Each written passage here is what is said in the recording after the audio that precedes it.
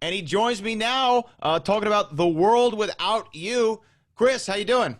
I'm good. I'm good. Good to be here. Yay. I'm excited to have you. Okay, so I want to start with this. I have What's to up? start with this. I want to talk about The World Without You, but you hold a pretty unique distinction in my life. You caused me, and this is a true story, you caused me to openly weep on an airplane. This is a true Why? story. Okay, so I was on my way to LA, and this was earlier this year, or may have been late last year, one of the two. And they had the films on the plane. I was on a United flight. They were playing on the basis of sex, and you had a pivotal role, obviously, in the movie. It's where I recognized you from, and there's a scene in the final scene where she's arguing in front of the court, the three judges, where she looks back at you for a moment, and you have this look in your face because your character obviously was a caretaker for his mother who was ill and what have you, and you communicated all this stuff with your face, and then I just start openly weeping because I started thinking about everything that your character had gone through. I started thinking about when I had to take care of my grandmother who had Parkinson's disease, and that look that you gave, this look of hope but despair at the same time, this look of sorrow but relief of what the situation you're going through. You didn't say a word, but I started openly weeping, so I wanted to share that with you. Oh man, thanks so much. Yeah, it's all in the eyes. But they'll what was it? I did a movie with Tony Scott, Ridley Scott's brother. May he rest in peace. We did The Fan, me and Robert De Niro and Wesley Snipes, and um, and he said, and Tony Scott said, if you feel it, or if you think it, they'll see it. So Oh. if you think it, they'll see it. So that was a Well, was it definitely came through on my end. It definitely came through on my end. I loved that movie. Did you okay. enjoy making that one? I really, really did. Army Hammer's great, and Kathy Bates, and of course Felicity Jones is just a wonderful actress, and I was really happy to be in that company of actors. I was really fortunate to a lot of times to be in a great company of actors. Twin Peaks, and way back to Rambo: First Blood, and bringing it around, the World Without You. It's a great company of actors. PJ Byrne and Annika Marks and myself. And I mean, it's like it was so great. It wasn't a comfortable movie to make, but it was cool. Well, tell the people about exactly what it is. What is The World Without You all about? Well, in the conflict in Iraq, they executed a journalist, the Islamic terrorist, and they put it up on YouTube.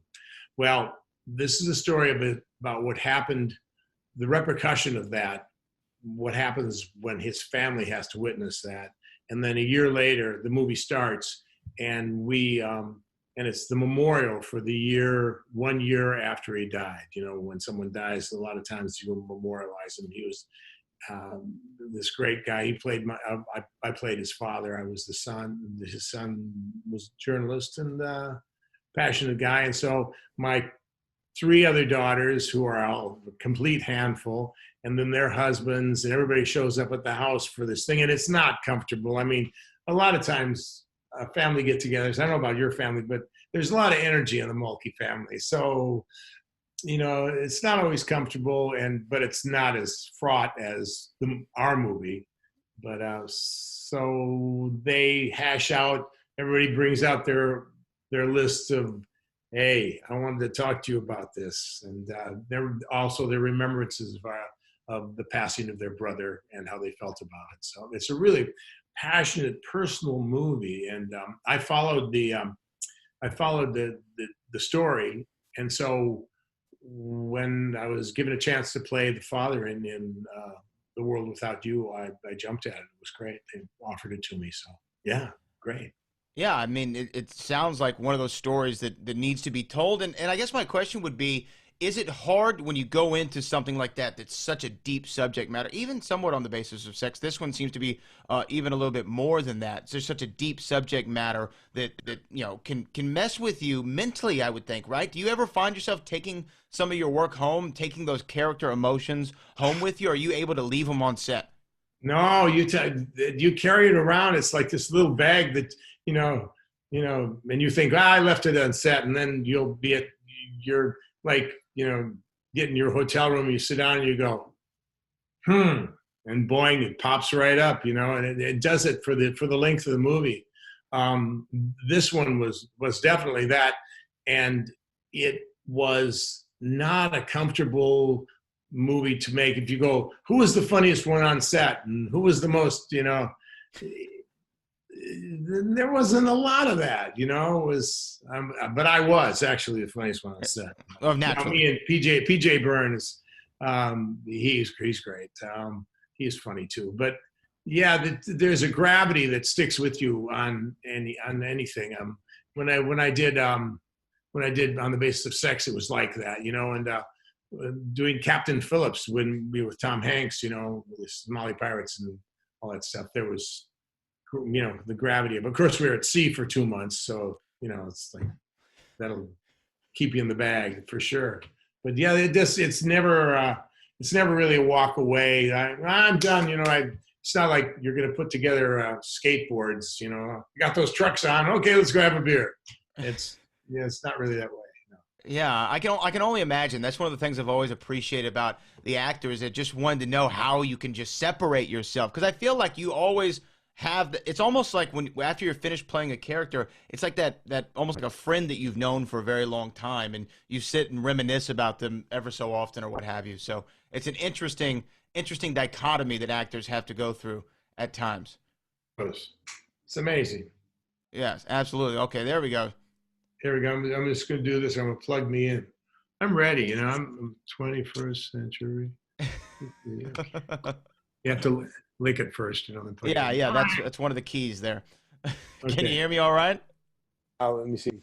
Now I got you. I think I got you. Yeah. We're good? You're frozen. You're frozen on the screen though, but that's okay. You can hear me. I can. Yeah, I'll just rock on. Yeah. Okay. Great. I'm not sure why it's frozen, but we'll continue on. Okay, we talked about it, but the other thing I wanted to talk to you about, Chris, is I'm a massive admirer and lover of all things 1980s cinema, and I actually published my first book earlier this year called Back from the Future, all about the Back to the Future franchise. And you are in and you mentioned one already, but two of my favorite 80s films of all time. First, you talked about First Blood, and then you're in 48 Hours as well. You worked on 48 Hours. Talk to me, though. These were really the two vehicles that launched the careers of Sylvester Stallone. I mean, Rocky, obviously, but Rocky and First Blood kind of together. And then when you talk about Eddie Murphy, 48 Hours is what did it for him. What was it like working with those two guys? And did you know that they were going to be the megastars of the decade that they were? Excuse me. I thought Stallone was just an amazing guy, and I was really happy that I was cast in First Blood because I was a huge Rocky fan, and we didn't know that movie was going to become like a figure of speech. Hey, don't go Rambo on me, okay? At the weight pen down in Venice, everybody calls me Rambo. All the brothers say, "Hey, what's up, Rambo?" And it's a great place. I played 2,000 games of basketball. So hello to all the homies in Venice at the basketball courts. But yeah, but but really going into First Blood, Brian Dennehy, may he rest in peace, and me and David Caruso, we were just kind of all there doing it, and Richard Crenna, we're kind of just doing it. And then 48 Hours, that was Eddie Murphy's first movie, and it was just great to work with Nick Nolte. And, I was in it for a minute. It was great. So, it was really fun to be as kind of how that, I was being in movies that kind of jumped up like that and stuck around. It's nice. Yeah, especially, both of them, but First Blood, we just had the last of the Rambo series that came out this last year, Last Blood, appropriately titled Last Blood. But, to be a part of something like that, let me ask you this, though. When you're filming it, you said, yeah, you're a Rocky fan, you're excited to work with him. Did you know, though, like when you saw the movie, did you know that's how it was going to turn out? Meaning, when you were making it, did it feel like it was going to look like it did on screen, if I'm making sense? Did you know it was going to be like this great movie that people were going to gravitate to? Nah, we really didn't. Brian Dennehy, we were down by the river, and the helicopter's up above, and Rambo's in the tree, and and it's cold, and it's winter time. It was kind of like snowing, but it wasn't snowing in this Fraser River Canyon. And Brian Dennehy turned to me. He said, "Mulkey, if this movie makes a nickel, I'll eat my hat." And I went, "Really? Yeah. All right. Well, we'll see." And then Ted Koch says, "Hey, you guys, get ready. Here we go." And the helicopter flies over us, and I looked up and I go, and then the helicopter, it made a lot of money. It did make a lot of money. It did. So he never ate his hat. Okay. So Brian, come on. Come on, man. Come on, man. Come on, man. But also in that same scene, the helicopter was flying over us, and then it descended into the Fraser River Canyon. So there was stone on either side, right? And you could just fit a helicopter right in there, just above the river, beneath the thing. And I'm going, "I'll go out. Here we go. This is like Vic Morrow. Vic Morrow got killed in a helicopter accident." I turned to Brian and I went, "Okay, here we go, Vic Morrow." But nothing happened, so it was great. Man, that's crazy to me that you got to experience that and then see what it obviously became. It made more than a nickel. I mean, not much more, but it made at least a little bit more than a nickel, right? Yeah, I think it's made you know why it's made a truckload of dough. There you go. It set Corelco up. It made a lot of dough. Yeah, it made a couple ducats. And it's still around. It's like amazing. It's like, I don't know, but Richard Crenna was great.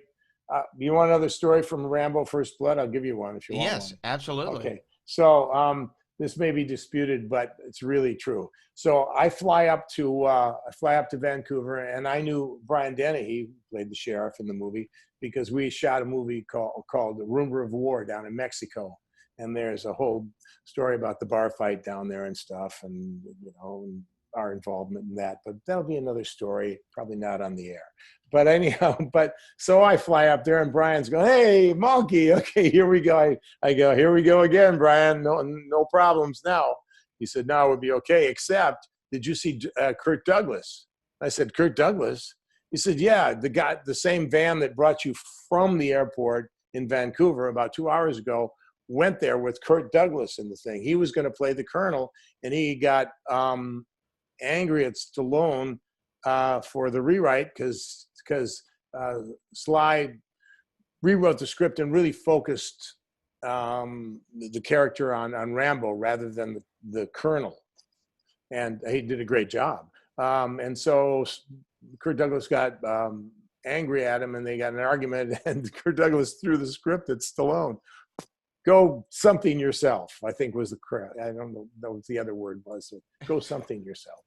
And so and he left. He quit the movie. So I'm going, "Oh no!" Now one of the major movie stars is supposed to be in the movie is not doing it. So they called Richard Crenna, and Richard Crenna came on and played Colonel Troutman in 4 movies, and is just a great guy to work with. Wow. Kirk Douglas in that role. I mean, it's a whole different movie, right? It's a whole different film. Movie, yeah. Oh my good! I never heard that before. Well, rest in peace to the legend, Kirk Douglas, of course. What I wanted to ask you. So I mentioned I had this book come out earlier, and the one thing I wasn't ready for was the reviews on Amazon, and some of them were great. But we know we live in a society of either the greatest thing that you've ever seen or read, or it's a waste of paper, which is what someone's words were on the Amazon review. So I wasn't ready for that. Not that I couldn't handle it. I just wasn't ready for that kind of review. I had never done anything as an individual that got that kind of criticism. For you, being an actor, obviously these films that you're in, even though they're ensemble pieces, you still have this individual contribution to them. When a movie gets that negative review, how does it make you feel? One, I don't really ever read reviews. I never read reviews. You're a smart man. Because here's the deal, okay? Because the good ones you're going to believe, and the bad ones you're going to believe. So forget about it. No, talk to me about how much money it made. Talk to me about whether you go do another movie with those people. Talk to me about that. Yeah, I mean, I got so many. I mean, we're talking about Rambo: First Blood. We're talking about 48 Hours. We're talking about the World Without You. No, it's how it affected people. when World Without You was released 2 days ago, I sent a psh out there, and I got such great feedback from people. And I think it's because of this COVID thing that people are at home and they're taking time to really slow down and really watch stuff and really Yeah. consider stuff and to, kind of knock the corners off their life. And people were going, oh my God, it's just, I woke up this morning, I'm still thinking about this movie, It's really an amazing thing. I thought that Annika Marks is fantastic in the movie. And Susan Johnson, who played my wife, is, the mother who's trying to keep everything just okay. And I'm me. I'm just doing my thing. So Well, yeah. I think that you hit on something there. Is just you're never as someone said, you're never as good as they say you are, and you're never as bad as they say you are, right? Yeah. And that's just kind of how you have to live with it. What has it been like though? Because I know that you're returning to, you're a working actor, obviously, and you're returning to work here very soon. What has it been like having to go to set during the pandemic? Well, let me see. We started this project for Amazon called on Amazon Prime called The Power, like I was talking about from the novel The Power. And we started doing it I flew over to London, and we did pre-production last week in January, first week in February. I flew back home. They started shooting the first part of it in the UK. And then they were going to shoot my part like a couple months later. COVID shut it all down. So then nobody worked. I mean, all my music, because I'm a musician too, and like all the music gigs and everything, dried up. And so then I got a job doing a TV series called Mud on Your Tires, believe it or not, in Belgrade, Serbia, a romantic comedy. I played this guy from Louisiana who's a musician and falls in love with this Serbian woman and goes over there. And I had a great time. It was great. So, and in Serbia, people wore masks and observed the protocol. Were very cool and very nice, but it wasn't so extreme. I didn't go through any quarantine like I'm going to go through Friday. I'll start in Cape Town. I do a week in my hotel room. So it's solitary confinement. Essentially, I'll be right? watching a lot of sports.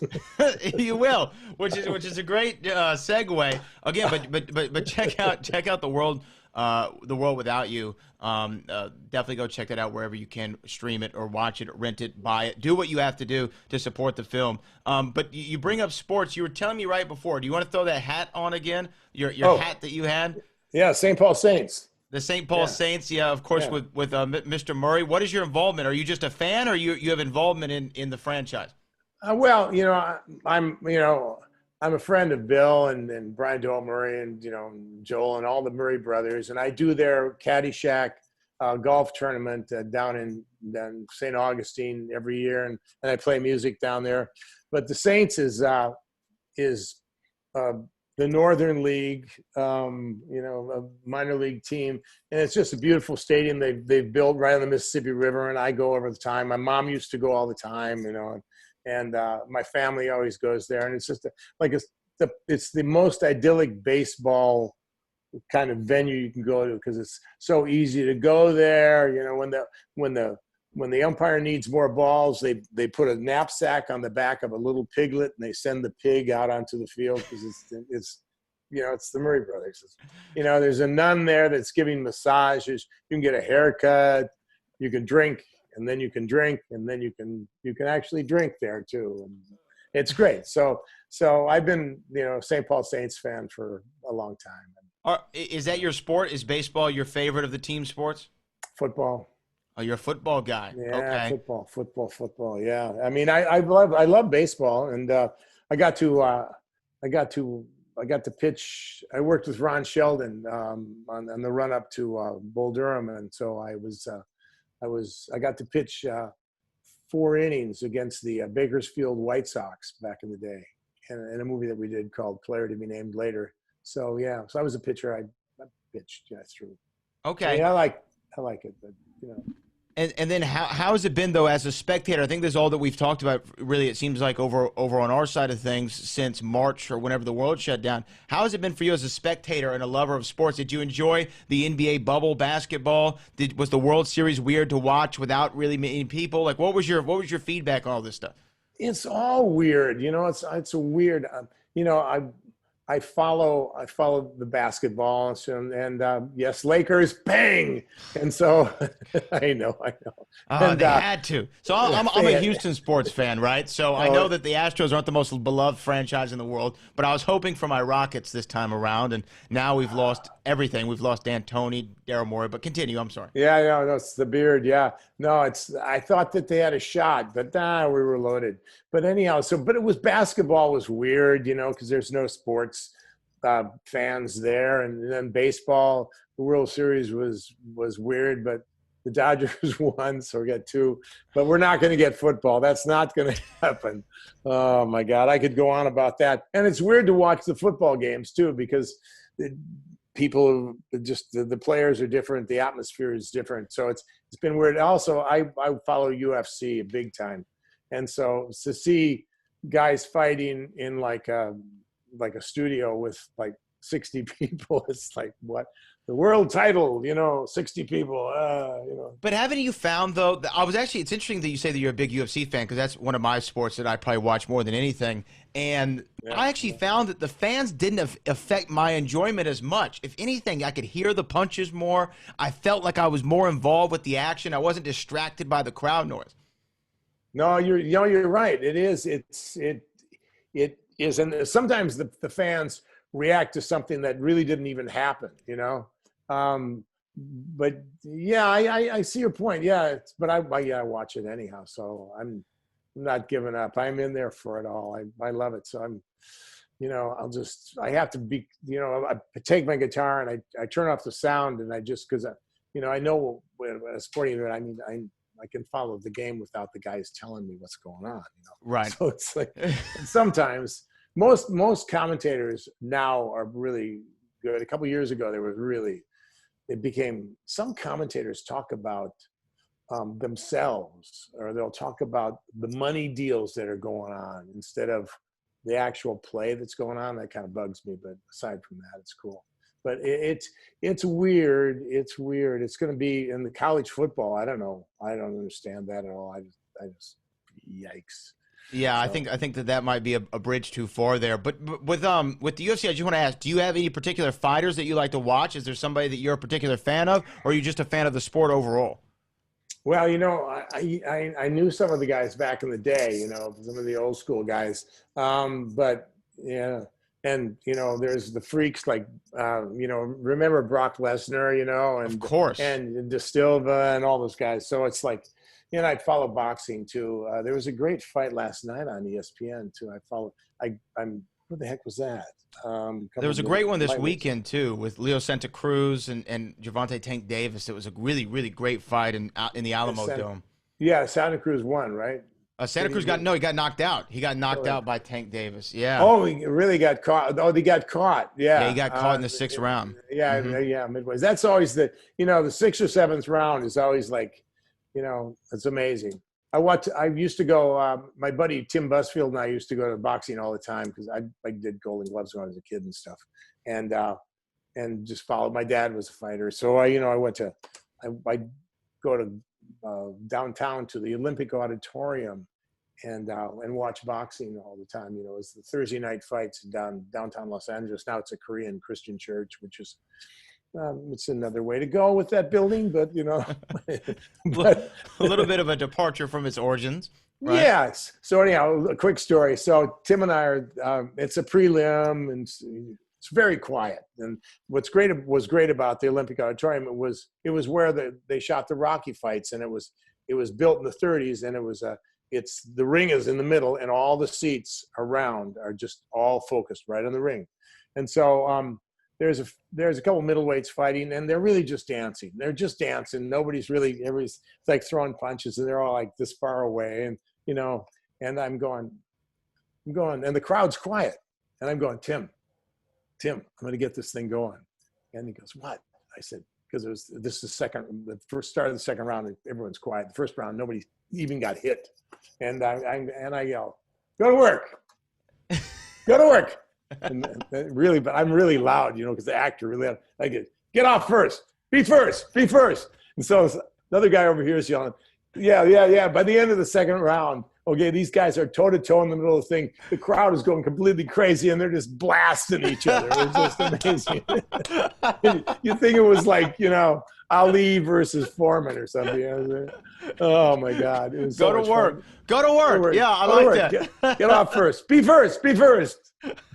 Oh, you always see the dynamic characters at a boxing fight. Some of my favorite memories are the last several years. The last thing that I did before quarantine happened, I was at the MGM Grand there in Las Vegas, Nevada, see the heavyweight championship fight between Deontay Wilder and Tyson Fury. Wow. And the electricity in that building was crazy. I felt like all of Europe was at the MGM Grand Garden Arena cheering for Tyson Fury, and the result of that fight was shocking to a lot of people what happened to Wilder, but I just that's what I miss. I miss being in the crowd. I can watch it on TV without the crowd. I miss being there, though.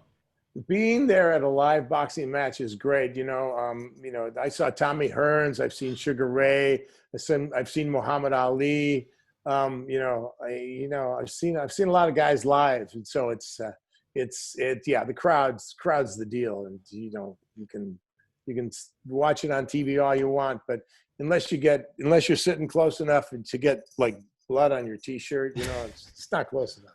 What was it like? What was it like, real quick? Last boxing question for you. But what was it like to see Ali live? Because my father went and saw him in the Astrodome. I think he was fighting Cleveland Williams. I don't remember, but he saw him in the Houston Astrodome, and he said that you couldn't see Ali's punches in person. All you could see was Cleveland Williams' hair going back, right? Whenever he'd touch him.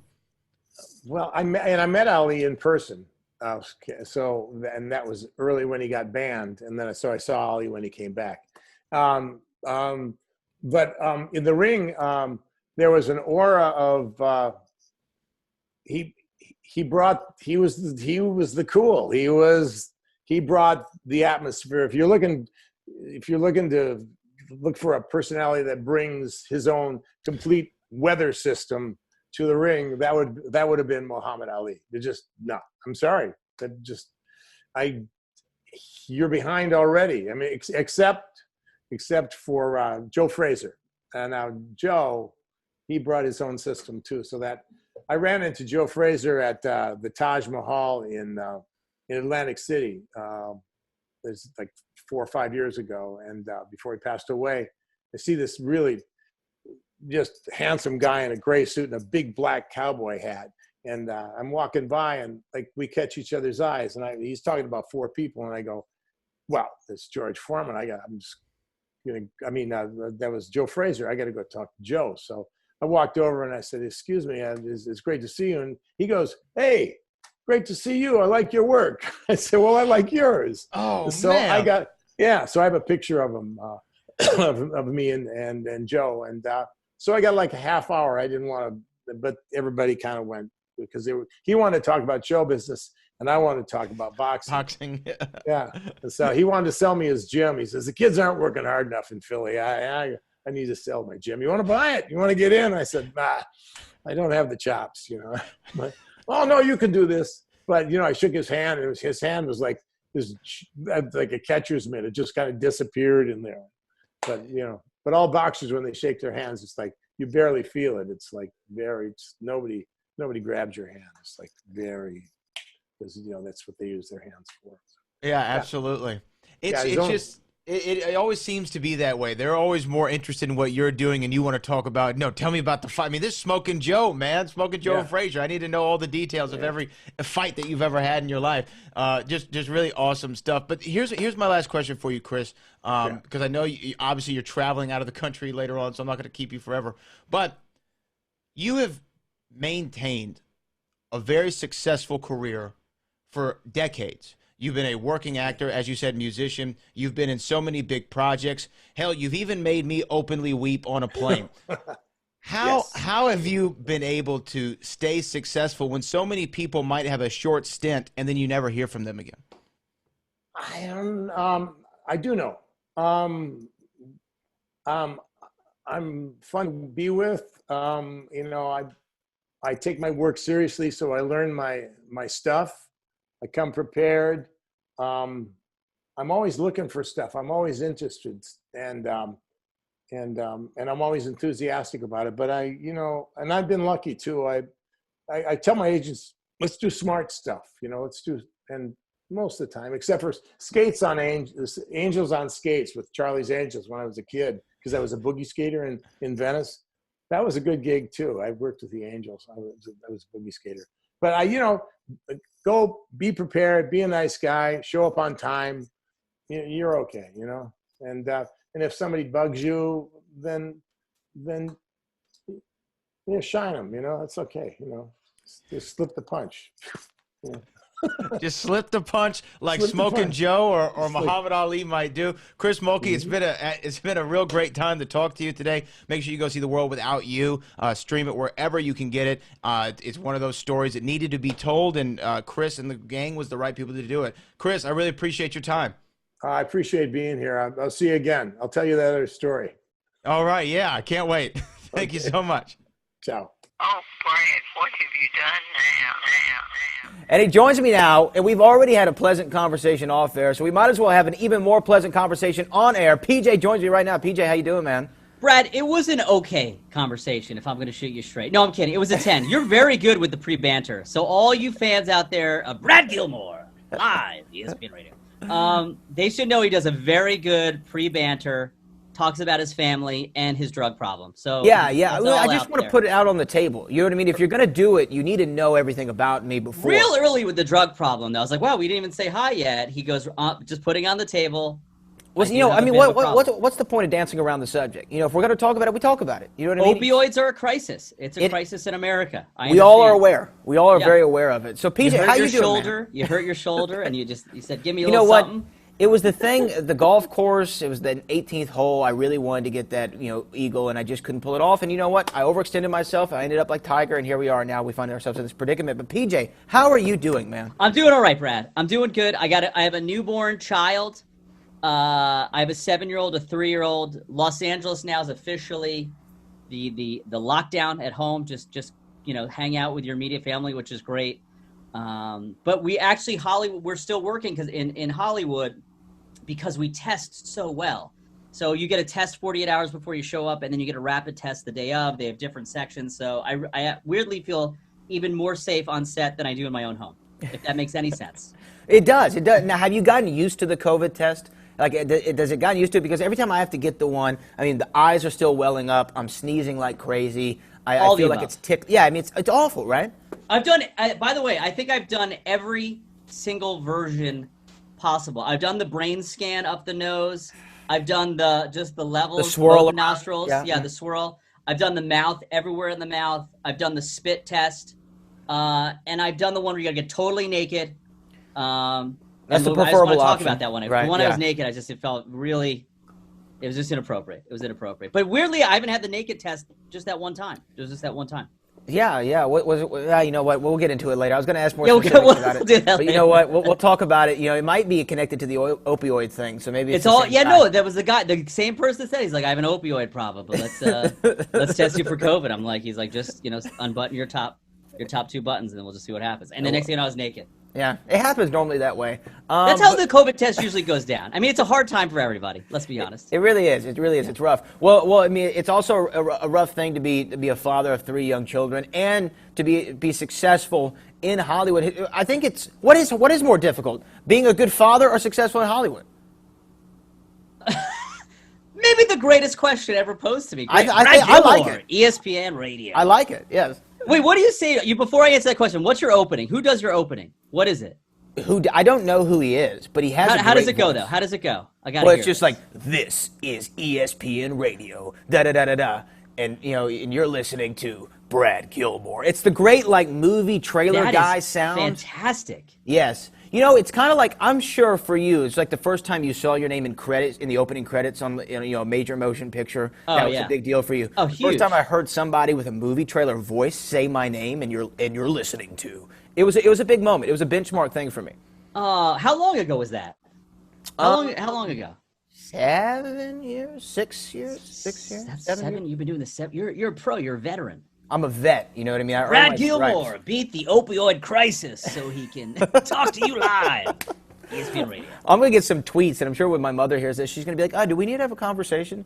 But No, I already talked to her. She's going to you call did? after this. Yeah, Okay, no, good. there's some family members are going to be hopping on this interview, actually. This Zoom is this interview. is this like an interview / This is the intervention. This is the one. Took 7 years. The 7-year itch didn't stop for you, did it? It didn't. I just kept on scratching. Well, anyway, so getting back to your incredible question. Yes. What is harder? Look, Hollywood is incredibly difficult. Everyone who comes out here, I say this, I say it because I like to talk to the graduating students. I went to DePaul for grad school. I'm wearing this. I see that, yes. Computer school at DePaul. I have a lot of alumni pride. For good. Boston College and DePaul. But I try to tell the kids, I'm like, you when you come to Los Angeles or you go to New York, you want to be in the entertainment business, you're not just competing with the kids like from your city or whatever. You're competing with people from around the world. Like people are coming from London and Australia and Japan or what have you to get the same job you want. So you have to really bust your butt. You have to outwork them. You have to do everything in your power to make sure that you are trained and ready to show up for that audition and you're ready to kill. So it's hard. And, I pride myself on working really hard and being very prepared, not only for auditions, but like when I show up to work. And as a father, I'm just failing. I'm failing miserably at that. No. I feel like being a father is the best, truly is the best job. And I didn't think I was ready. I was like, I'm just going to bet it all on that moment when this object comes out of my wife's body. And I'll tell you, it works. Whatever that is, and you're afraid of having kids, like there's pre-kid and post-kid. Post-kid is so much better and magical, and it literally happens in that moment. It's this magical moment, and I'll never forget that moment. Obviously, every parent will have that, but my grandfather had passed away really the last time I was in a hospital, and it really was it's a horrible moment, but if there's any nice way that was sort of magical, it was Christmas Eve, and it was me and my mom, and it was, it's her father, and playing in the background literally they were doing midnight mass. The Pope was doing midnight mass in Rome, and we're Catholic, and it just happened to be on a TV like right over his head. And literally the moment he passed away, Ave Maria started playing. So it was this really special, like very sweet moment. But that was the last time I was in a hospital. And then this other moment, the next time in the hospital, my wife is having our daughter, and when babies come out, they look like little old men. And no one told me that. So out comes my grandfather out of my wife's body. I'm like, like the circle of life, but a weird, dark, major, crazy moment. And then she turned into a little girl, and she's beautiful as ever today.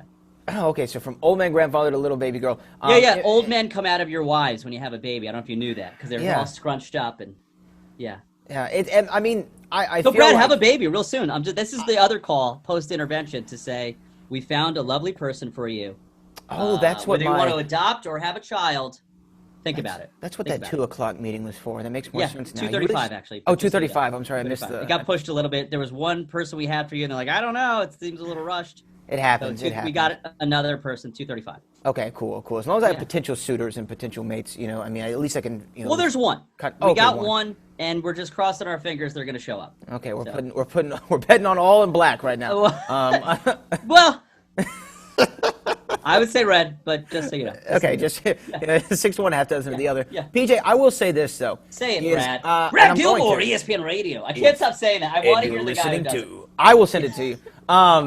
But I am a fan of so many of the projects you've been a part of. It was maybe 3 weeks ago. I had Rob Reiner on the show. Never heard of him. Never heard of him. Okay, well, No. he's mildly successful in his Up and medium. comer, trying to make it in the big city. I mean, he's had a couple things that have really popped for him, but relatively unknown name. But the one thing I wanted to talk to him about was The Wolf of Wall Street, because I love the movie. I mean, it's such an incredible film, and his work in it was great, and it was fun to see this prolific director in his own right have to be directed by another prolific director. And that's what I wanted to ask you about. Your work on that film, The Wolf of Wall Street, I think it might go down as a top 15 movie of all time, in my opinion. It's that good. And your work on the set, to be around that and to be on the set, I always like to know if you, because you always hear that question, well, did you know it was going to be a hit? Did you know it was going to be a hit? I'm sure when you had DiCaprio and Scorsese, you're sure that people are going to like this movie. But how did it feel working on that project? I mean, that's a sort of there's a couple things I'll unpack for you. One, Rob Reiner is lovely, brilliant, beautiful. God bless that man. And obviously a pro, and as a director, I think he was just giddy to be working with Marty Scorsese and just watching and just absorbing, and that's a film. Even Leo and all of us were still like, no, we'll never have more fun in a movie probably our entire lives. No, there's no chance. Yeah, it was just that movie is just like a special, fun, let's just go crazy and have a blast film, and just please capture whatever you can capture. But truthfully, every job that I go into, I always drink, if you per se drink the Kool-Aid. I'm like, this movie's going to be incredible. You got to go all in, because you're going to be doing so much work and preparing so hard to make whatever your part and the movie great. So I was never more prepared for a film. I graduated college with a finance degree, so I knew that world very well. Actually, when I auditioned for the movie, it was the audition was to pitch the monologue. We had to do that monologue of pitching a stock. So I ended up if the only way I'm gonna get this job, I'm gonna make up my own monologue. So I wrote my own monologue, which was, I really feel like that got me over the hump. And then once Marty knew that I knew about the finance world, I'll never forget, the first day showing up to rehearsal is actually just me, Leo, and Marty, because he wanted to have me there to rehearse with Leo, but also be able to explain what was going on. So that probably was the scariest, most intense, bizarre, holy shit, I have a place at the table moment I've ever had in my life. I just cursed on your show. It's fine. You're fine. You're fine. I only curse in front of my children. So yeah, and I feel like one of your kids right now. So, anyway, but that's so that movie I was so prepared for, and then having Leo is such an amazing actor in the sense that he's so in the zone and focused, where it's just when they say action, this whole thing changes in him, where it's this tidal wave is about to erupt and come at you, and you're either going to ride the wave with him, or you're just going to get destroyed. So it's just so awesome to say action, and Leo's here we go, and we're all just let's fucking go, let's rip this. And then on the other extreme, and the other end of this amazing moment, you've got Marty Scorsese, who not only is technically, visually, fundamentally, one of the greatest directors I feel of all time, he's also a great coach, if you will. Those great coaches that don't make the moment too big, but they do give every player on that team the confidence to go, you're going to throw this touchdown to that guy, and we all believe in you. And I really felt like I was the receiver at all moments that goes, we need to win this big game, and I completely believe in you that you're going to catch that big touchdown. And that's one of his greatest gifts as well. So every time, every take, for 6 months of shooting, I had so much confidence, and part of that too was making Coach giggle, making Marty giggle off in the distance. That's not only hearing my kids laugh and giggle is magical. Making Marty Scorsese laugh is sort of a magical moment in your life as well. That 6 months of shooting and to be around all that great talent, it only makes everybody better. Iron sharpens iron, or whatever it is. Steel sharpens. It doesn't matter. You know what I'm saying. You're doing great. But, Brad Gilmore, ESPN Radio. ESPN Radio. But that's how they said. Okay, I'm gonna try to get that. I want to book that job next year. We'll do it together. I don't want to take anyone's job away, but maybe we'll just do it together in stereo. In stereo. Oh, that would be nice. Coming from both directions. But when in that 6 months, and this is actually a serious question, because I always love it when I hear actors talk about guys like Martin Scorsese or Robert De Niro. Well, I can tell that they have some sort of interpersonal relationship with them when they drop Marty. When they say, Marty or Bobby or Bob, right? When did you feel comfortable enough to call Martin Scorsese Marty? Or was it a right out the gate thing? Were you just vibing? Were y'all vibing right out the gate? That's a great question. Mentally, you're never okay with saying it's so silly. I bow to you, sir. Whatever you like, I will never. But he wants. I feel like he, you're. It's such a bonding buddy thing. I think he wants you to have that, especially when you're working, to have that really bonding buddy. We're pals. Let's win this together. But you're still very deferential to the big guy at all times, and just being pro. And magical things. If you ever were on the set, those scenes of 400 extras, it's just craziness. When Marty walks on the set, it is dead silence. we are here to work. We are here to kick ass. We are here to like listen to your every word. And 400 or 500 people are like, you can hear a pin drop. And that alone is sort of raising this energy of like, when you call action, we're gonna just blow the lid off this thing.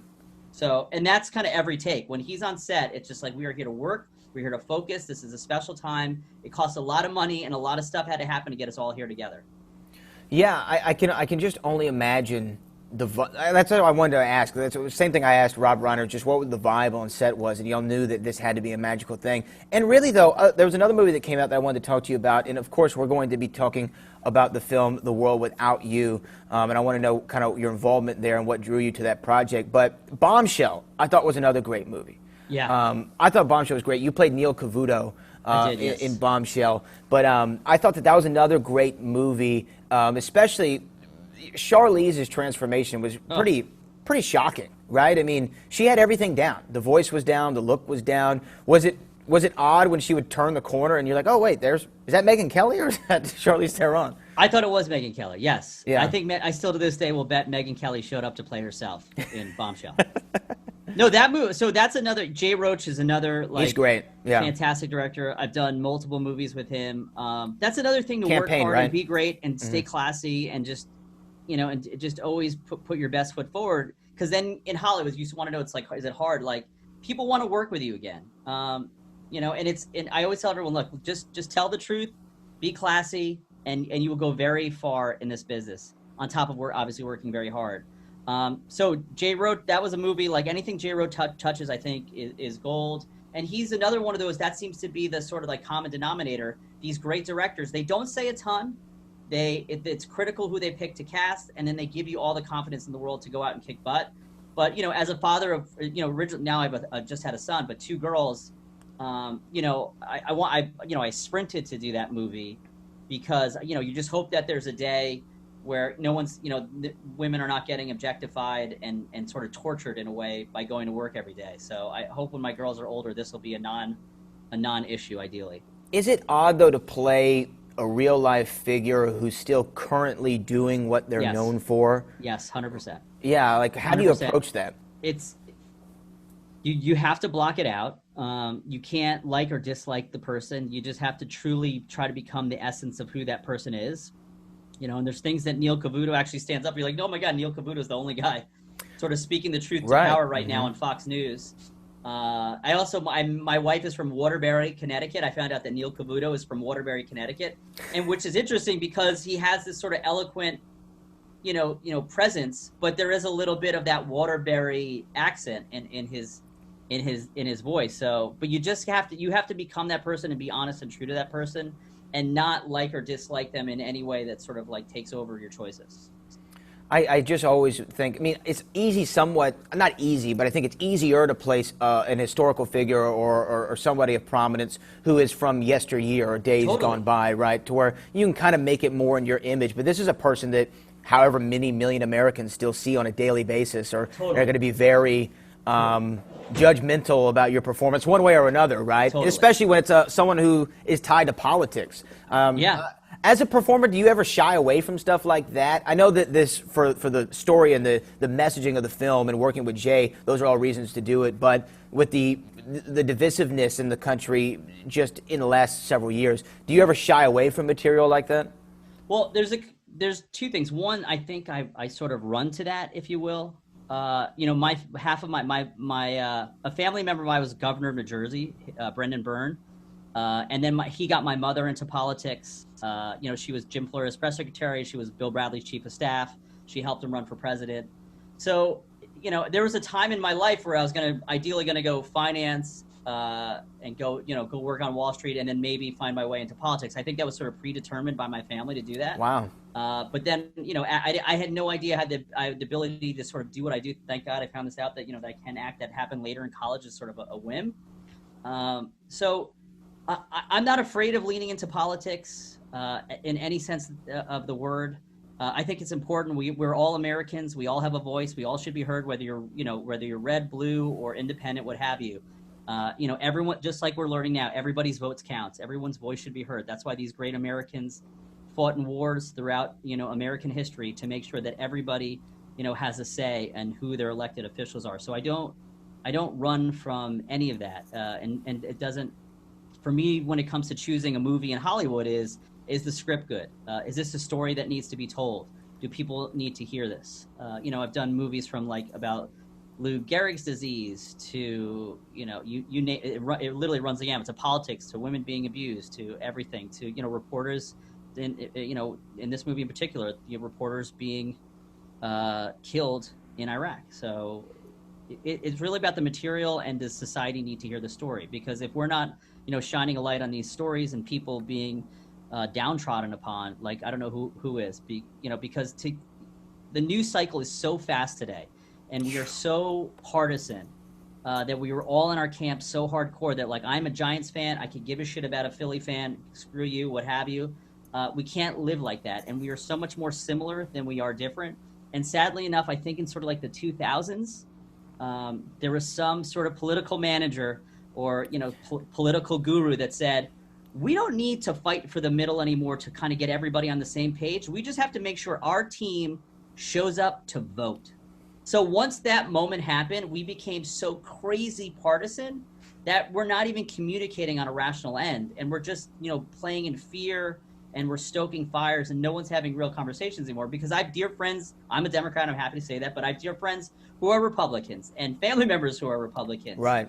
That they'll give you the shirt off their back, but when you all of a sudden we're talking about politics and things that just seem so fundamentally normal to me, it's we've just gone off the rails.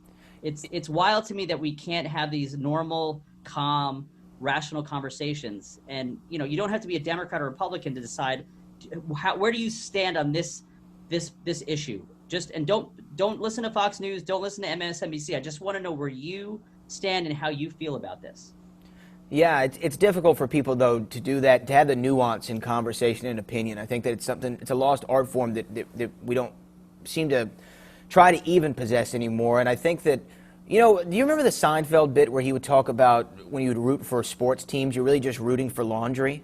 You'd I don't remember that. No. So you would talk about you're just rooting for the shirt. You don't, the guy in the shirt could change teams next week, and now you hate that guy. You're just rooting for the guy in the shirt. And I really feel like that's how politics are, though, right? Well, that's exactly it. Yeah, it's just we're rooting for the guy who's wearing our team colors, and and then if he switches teams, we don't like that guy anymore. We hate him. He's the epitome of evil now. It's extraordinary that that's the world we live in, and we're also capable of easily finding ways to hate that guy, and some PR person can come up with some great, new little quick one-liners to take that guy out because now he plays for Philly and he's not on the Giants anymore. 100%. But let's talk about the world without you. I had Chris. It's been a hard world without you, Brad. I know. That you're I know. Not I've here. really changed your life in this 30-minute interaction that we've had, and you'll forever remember me. I love you. But thank you. I love you too. But I had Chris Mulkey on the show, and we were talking about the film as well, and what another great individual and great actor who's done so many great things. But maybe the best human in the world. Guys, truly. Great guy. He was actually the only person hold on, there we go. He was actually the only person that ever made me cry on an airplane. Chris Mulkey. That's a true story. Yeah, what? From an acting performance. It's a long thing. I'll get to it. It ties into the opium addiction, but we'll talk about it later. Oh, yeah. We'll talk about it later. That's at 2:35. Yep. But for you, The World Without You, it's a really important message, an important film. And I know you kind of already talked about what drew you to it, but can you tell the people a little bit of what the film is actually about? It's about a family that is coming together 1 year after the death of one of the siblings or one of the children. He was a reporter in Iraq and he was murdered. And it's sort of the 1 year anniversary that the parents are bringing the kids home. There's 3 daughters. I'm married to one of the daughters. And over that weekend, we're really just trying to unwind all our problems and all our issues. Because, once a tragic moment happens in families, just like it's happening now with the pandemic, sadly, a lot of people have a lot of empty seats at their table because of COVID. And I sadly think it's gonna go on for quite some time. But you really take in of who you are, what you believe in, what you stand for, and who the people are that are very close to you, and it triggers and opens up a lot of things, and that's sort of what the movie sort of attacks, if you will. And how hard is it because I asked Chris the same question. I'm just always fascinated by it. When you spend all this time making a film and you get attached to these characters as if they were real people, in your case, obviously there's real connections there. How do you, whenever the director yells cut, you're done for the day, you get to go home, how do you get out of the feelings that you go through as an actor on a set when the material's so heavy? I mean, if you're in something like a comedy of some sort, or Wolf of Wall Street, where you have a little bit more fun, I think it might be a little bit easier to sleep at night. But when you have these really hard issues that you're dealing with, how do you kind of divorce yourself from the feelings of the character? Well, one, you're like, oh my God, I'm so glad I went all the way there and I got it out and they captured it. So that's what I want to do. Just the fundamental work of it. So it's like I threw the touchdown, they caught it, game over, I'm out. But I'll take it to another level. Sometimes to go there, to get that heavy, and these moments are so intense and these feelings of loss are so big, and you want to make sure that you're completely present and you're showing your true inner self. I've killed my wife a lot. My wife has died in my mind. I think that's a joke, but like you have to like really go like, this is some heavy stuff. There's loss. Now I don't really, I don't have a family member that was a reporter that went to Iraq, and there's some times where I can trick my brain, and there's times in that show where, like in the movie, where I can go there and it's okay. But there's other times where you're like, it's freezing outside, it's so cold, I'm not thinking about all the stuff, so I need a quick like plug-in of emotion right now. And my poor wife, who I love dearly, you will obviously know this, that like I have to imagine something horrible happens to my poor wife to like get in these like very intense, get these feelings drawn up and these moments so they can be captured on camera at 4:32 a.m. in the morning, standing outside on a street in New York City, and it's 12 degrees out. Like that's another thing you gotta remember. And there's 300 people, and something happened, and the camera broke, and we were supposed to shoot this 4 hours ago, but now we find ourselves here. So like they don't care that like whether you have it or not. Like just have it when at 4:32 a.m. action. I need to see a lot of stuff from you. So like there's different ways to get in there, but it's hard to unwind things that you're like, oh my God, my poor wife, I love her. But that's just becoming a pro in moments of like, okay, we did it, good. Jamie, I love you. What's up? Call her on the phone. There she is. Yeah. Well, first of all, your poor wife. Yeah. Oh my God. But yeah, I can understand just all the emotions you have to put yourself through just to get to that, like you said, 4:32 a.m.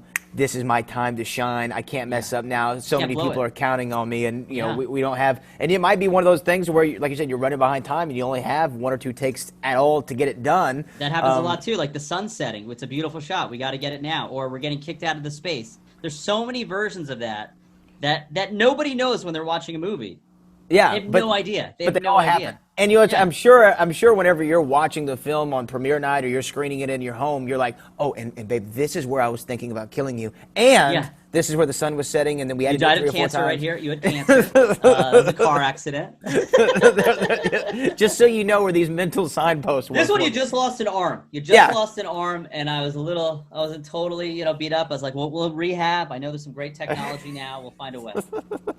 If you just got to well up a little bit, maybe she stubs her toe. There's like maybe a hangnail or something. The toe, I could give a shit about. Well, definitely everyone go check out The World Without You. I know we're having fun, but it is a really serious topic and stuff that I think people really need to go out and see. And I want to ask PJ, what do you have next up? I know you're now a new father, so maybe are you slowing down the projects right now, or are you going to speed it up because now you have 3 mouths? No, you know what? When you have 3 kids, you work like it's crazy. So everything sort of started up working again in Hollywood because we started testing very well. So literally the day my son was born, I had to go to work. The day he was born. They were amazing. I haven't even started the show yet, and they were so great. That was All Rise. I'm going to recur on that. And literally went to Never Have I Ever. And now I'm going to do another French show called Ghosts, a pilot for that. And then I'm going to go back and do The Boys. And then there's another Amazon show coming out that I think it's going to be epic, that one of my buddies is the showrunner, David Matthews. It's called Them Covenant. That's a heavy show. That's going to be on Amazon. So there's a lot coming out. There's a lot happening, and there's a lot of work to be done still. Yeah. I got to pay for 3 kids. I live in LA. That's a lot, man. Very expensive. It's a lot. Expensive. It's a lot. And I got to make up for 8 months, of not working. So Daddy's got to get back to work. Yeah, and obviously The Boys has been such a massive success for Amazon, and I'm sure for yourself. Everybody that critically and commercially seems to be a successful one. I'm sure it feels nice to be on a show like that. It's great. Well, those are like the greatest, loveliest, most beautiful people, and that cast is. I came on season 2. That cast loves each other, and that's one of those casts too that goes to work to kill and kick butt. And I was lucky enough to know some of the cast members as like buddies before, so that's always nice to show up to a set and know and to have your pals there already. Well, PJ, I feel like we could do this all day. Brad, you're my new best friend. I feel like we really bonded. Get out to LA. No, I'm telling you. I feel like we bonded. I just texted your parents while we were on to be like, you know what? We don't need the intervention anymore. He's doing great. Thank you. I'm glad that we were able to cancel that. I feel like this was more therapeutic for me than it was for you, so I appreciate that. Why don't you let the people know if they want to get in contact and have these kind of conversations with you, how could they find what PJ's doing? Where could they find him on the social sites? Well, on the social sites, yes. Brad Gilmore. ESPN Radio. ESPN Radio. That's so good. So good. I want someone to say, PJ Byrne. You know what would have been great? If I could have had, like, God rest his soul, if I could have had the Macho Man Randy Savage do it. Oh. Do you know how awesome that would have been? Have you seen David Arquette's documentary? I have. So I work in wrestling as well. So we've run into David a lot. And that David Arquette Will Not Die, I think it's what it's called. You cannot kill David Arquette. You cannot kill David Arquette. I'm sorry. Yes. Son of a bitch. You son of a bitch. I know. He's going to be so upset. But it was so great. And David really won the wrestling world back over after that. Just an incredible soul, an incredible journey. Because you know what, that makes me so happy because Dave became a really good friend of mine, and he might be the most pure of heart person I know on the planet. And he just cares about people and and working hard and getting out there and just making his family smile. So that movie, to me, I feel like everyone should see that and love Dave as much as I do, because he's really a special person. Yeah, and go watch Ready to Rumble if you've never seen it. It's still funny. The movie still holds up. I love Ready to Rumble. Yes. So yeah, let the people know where they can find you. Did you already say that? Yeah. PJ _Byrne, Byrne on Instagram, and I think it's the same thing on Twitter. And then it's just a lot of pictures of me and Brad. Just a lot of pictures of us. Yes, together, because we are now best friends. PJ, I really appreciate you taking the time, man. Make sure everyone out there, go see The World Without You. Go find it. Go stream it. Go watch it. You need to see it, and it needs to see you as well. Brad, you're so good at this, man. 7 years, no problem. You're crushed. This is going to go for 86 more years. Well, I hope so. Yeah, let's get you on. I want to see you on ESPN TV, though. Primetime. Let's go. Let's do it. I'm going to make a call. I feel like you and I, there's a show that you and I need to pitch. I don't know what it is, but I feel like I'll you make and a I, call. let's just make it. Let's just make it happen. Let's just make it happen. At least a podcast, something. We'll chat together. At least something. We got to. Give us something. PJ, something. I appreciate it so much. Make sure everyone out there go see The World Without You. That's Mr. PJ Byrne. PJ, Cheers. again, I appreciate it. I love you, Brad. Have a good one.